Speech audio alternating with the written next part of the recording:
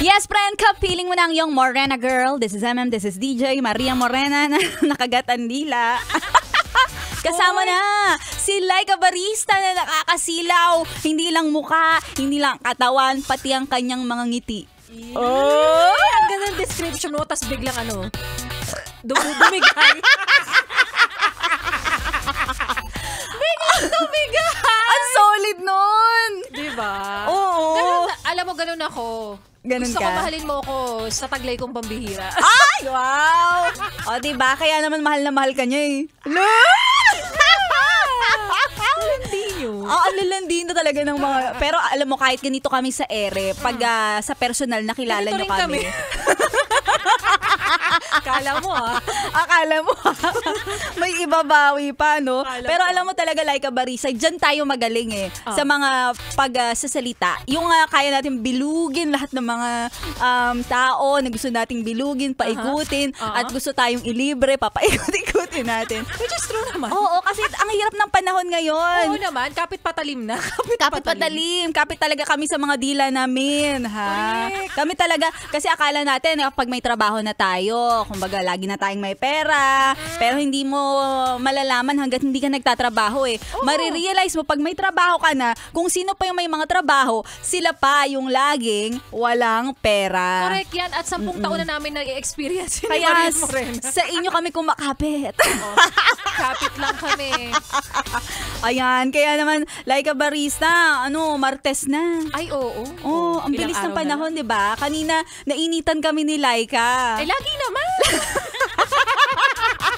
Hindi namin kinaya yung init. Oo.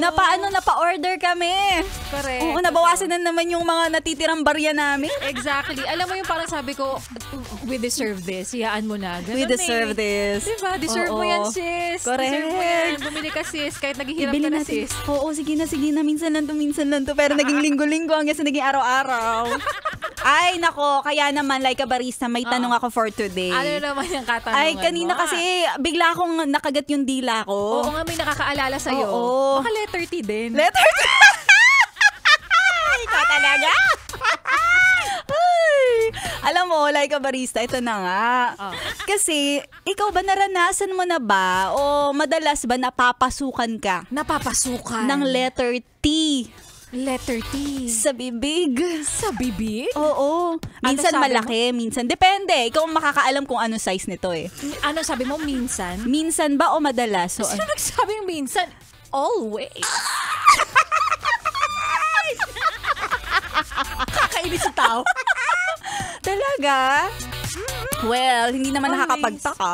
Oo, kasi nga, matakaw tayo. Tsaka kapag halimbawa, yung sinusubo ko malaki. Oo. Oo, may mga sumasabit-sabit. Correct. Talagang, Oo. Alam mo kasi, 'di ba ang gamit ng ating bibig, ayan, syempre meron diyang part of the body like the dila.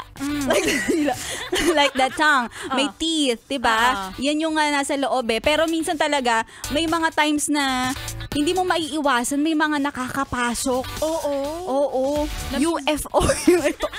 Unidentified flying Foreign object. object. Foreign object. foreign kasi flying object.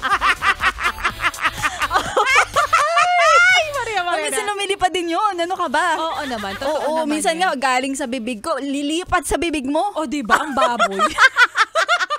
Lilipat sa bibig ko. Pero totoo yan, minsan hindi talaga naiiwasan yan. Tsaka, minsan kapag nandiyan na, you can't help it eh. Yes, minsan nga may mga, alam mo yun, hindi mo mamamalayan, nandun na pala siya sa loob. Oo, wala na. I-enjoy mo na lang na nandiyan na siya.